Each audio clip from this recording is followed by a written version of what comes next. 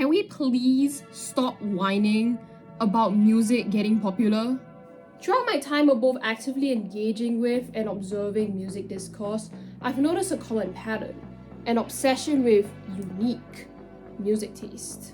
Mainstream rap or indie rock fans position themselves as having different tastes to the average person. Underground fans talk about how artists like Osama-san scare normal ears and harp on about acquired taste. AOTY or Rate Your Music users will talk about how they try to break away from your typical mainstream music taste. It's easy to look at these people and get annoyed. However,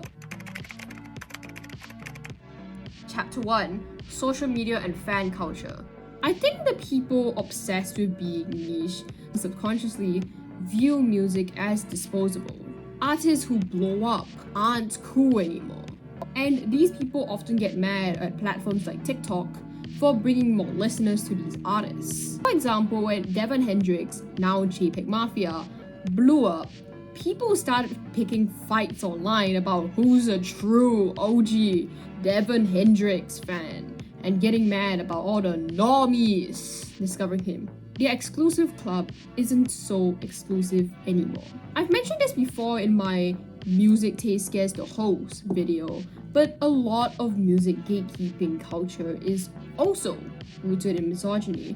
Women are more likely to be seen as a consequence of an artist's fan base getting bigger, or being judged as new gens or LARPing. This follows common stereotypes in geek spaces that women only pretend to be interested in the things men are to get male attention or to get a boyfriend. Outside of misogyny, another reason why people may be so attached to the idea of their music taste being niche or staying niche is due to the nature of the internet. The internet leads to this mass exchange of information and cultures.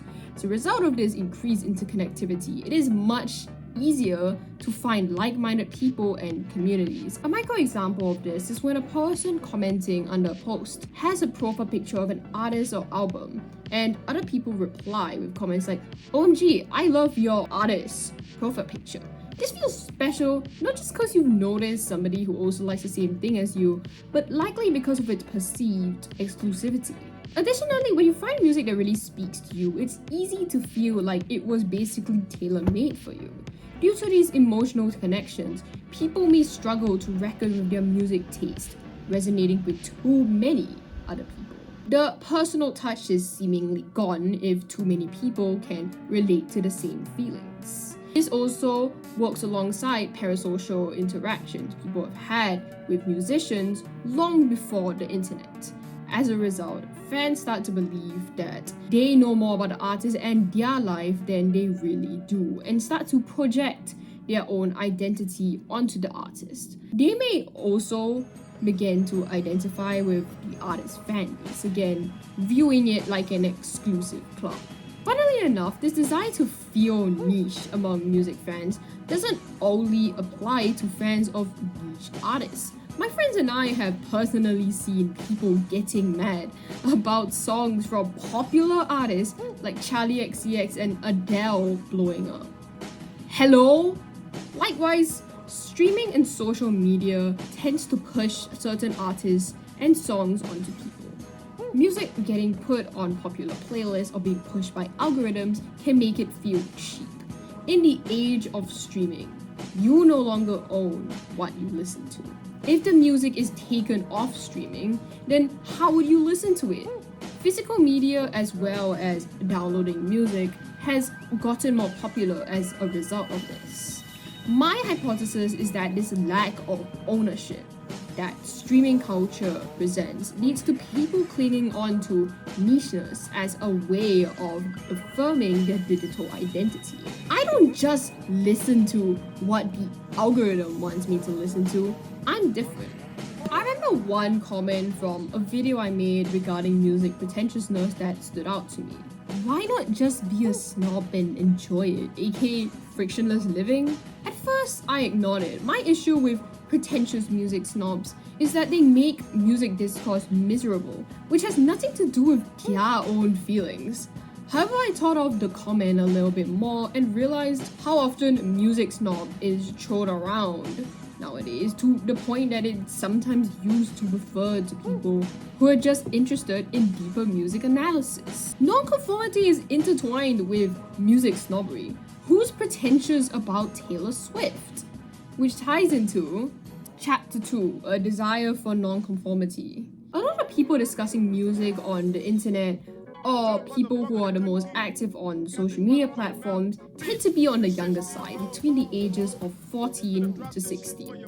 At that age, people are in the identity formation stage of adolescence, understanding your place in the world, trying to define who you are. In the case of online music discussion, finding your place is equivalent to finding other fans of artists you like. On the internet, your identity becomes defined through the lens of your interests. You are defined by what you consume, rather than your interests being shaped by who you are.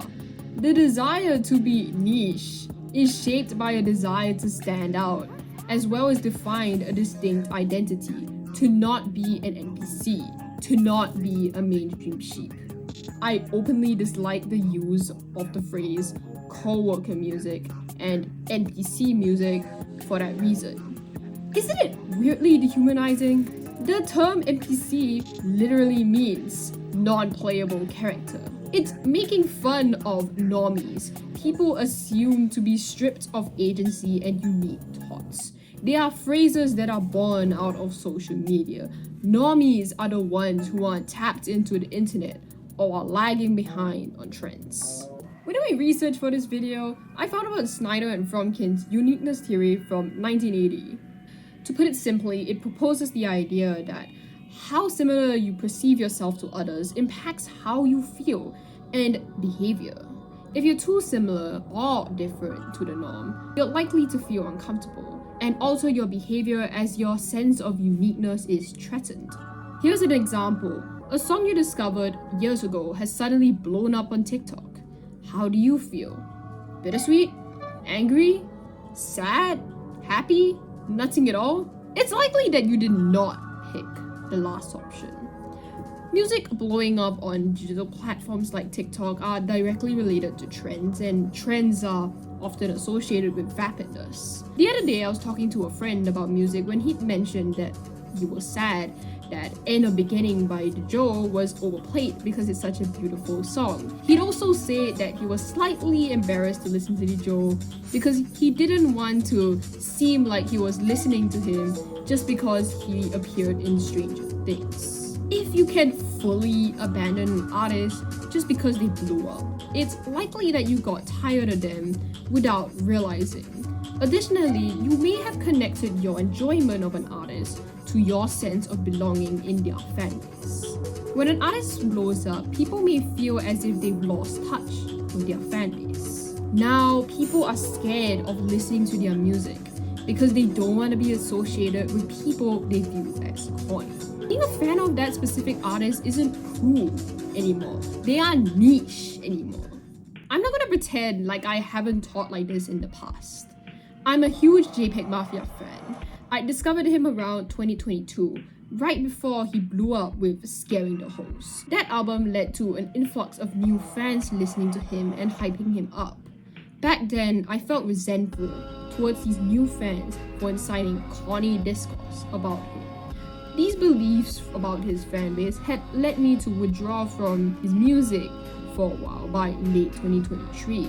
I didn't want to be associated with the corny whites that like Peggy, and I didn't want to be negatively labeled for being a fan of his. Looking back, I definitely needed to touch some grass. It was never that important. Conclusion. It's not a crazy statement to say that the internet is fueled by outrage. Clickbait and engagement bait has been a thing for years and has only been getting worse. You stand out oftentimes on the internet for being different, liking something different, having a hot take. People wanting to be niche directly works with this.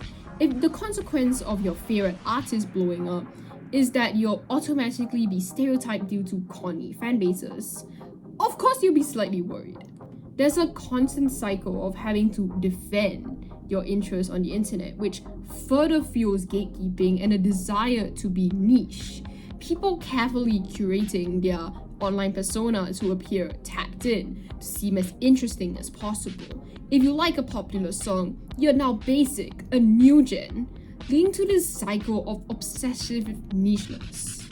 In a full circle moment, Instagram and TikTok artists have started captioning their videos with "follow a small artist so you can say you found me before I blew up," or if this reached your page, it means you have good music taste. It's these artists capitalizing on people's desire to be niche and discover the undiscovered, and it works. Overall, for the most part, can we even blame music fans for being obsessed with being niche? A desire for nonconformity around younger people is only being amplified by social media and the algorithmic sorting of personal preferences. At the same time, it is disheartening to see people's obsession with being niche take precedence over simply enjoying the music that they listen to. Thank you for watching this video. If you like this video, press a like. If you dislike this video, press a dislike. Subscribe if you want, and as always, have a nice day.